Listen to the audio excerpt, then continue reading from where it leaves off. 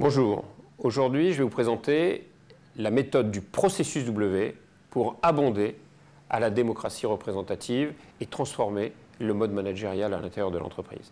Comment ça marche? En fait, il s'agit de bien voir que la démocratie représentative, ça consiste à quoi? À faire que les citoyens élisent des personnes qui ensuite ont les pleins pouvoirs.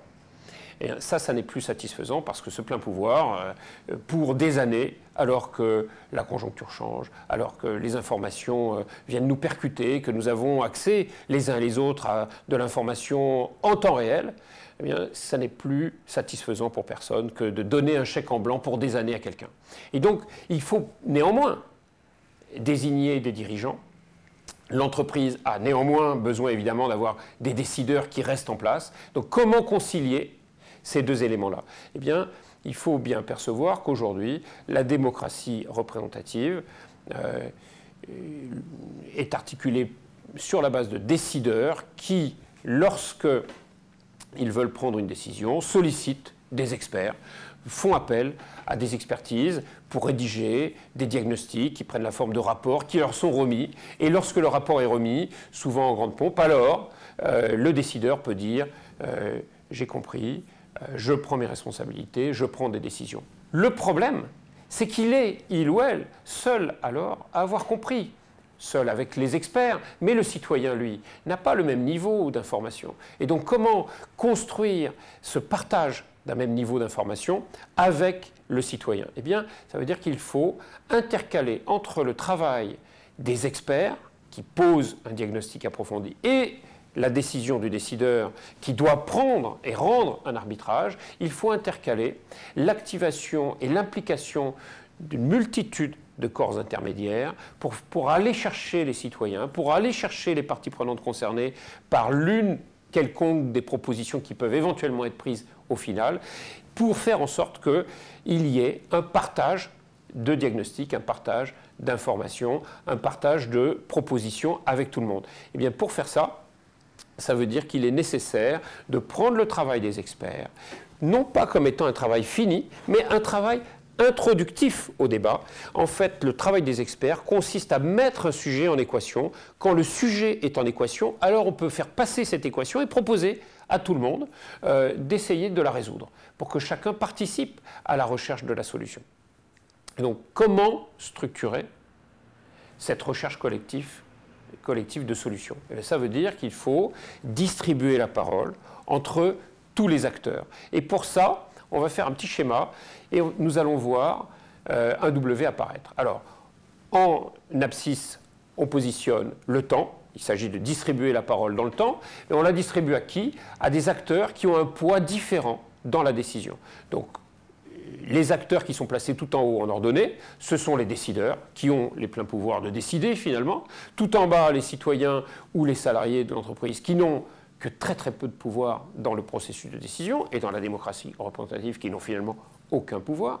Et il va falloir organiser cette circulation de l'information entre les deux et on va voir un W apparaître avec en intermédiaire entre ces deux types d'acteurs des experts et des relais. Donc, comment est-ce que ça marche? Bien, 5 phases simples. Le dirigeant, sur la base du travail de mise en équation réalisé par les experts, doit ouvrir la réflexion en lançant un appel à contribution, un appel à solution à toutes les parties prenantes. En phase 2, il faut s'astreindre à recueillir de façon exhaustive tous les faits, toutes les idées, toutes les propositions en provenance de toutes les parties prenantes. En phase 3, il faut remonter en intermédiaire vers les relais, vers les experts, avec eux, en présence des participants, de façon à construire une analyse collective, ouverte et transparente. En phase 4, il faut diffuser la synthèse de cette analyse transparente à tout le monde.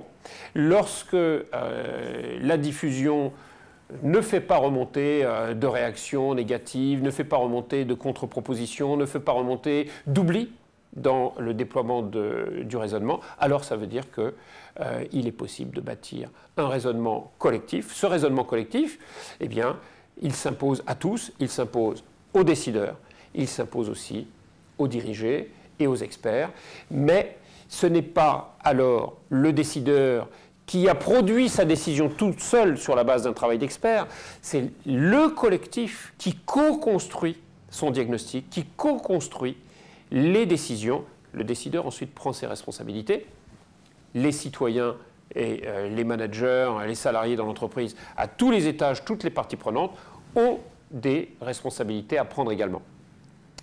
Et donc, en fait, il s'agit de s'assurer que ce W est correctement déployé à chaque fois que l'on organise une réflexion collective. Et évidemment, lorsqu'une grande quantité de personnes sont impliquées, ce n'est pas un seul W, il va falloir articuler au départ cette équation pour permettre à des animateurs, que ce soit dans la société, des élus locaux, des organisations sociales, des entreprises.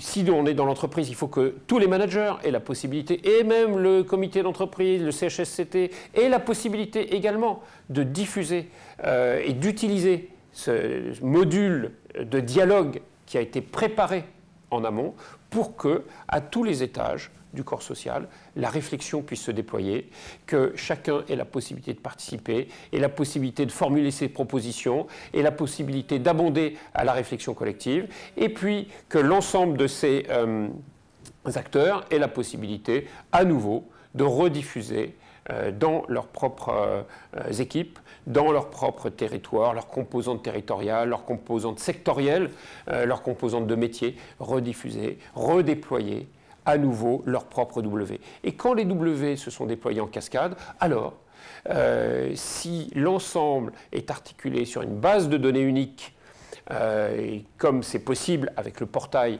des citoyens, alors les décideurs ont accès à l'ensemble des contributions, à l'ensemble des comptes rendus, les citoyens également. Nous sommes dans la transparence, chacun peut tout voir. Il est possible d'avoir un diagnostic approfondi, des projets optimisés, partagés, et que chacun prenne ses responsabilités, du décideur au dirigé, qui a le moindre pouvoir dans l'ensemble du processus de décision.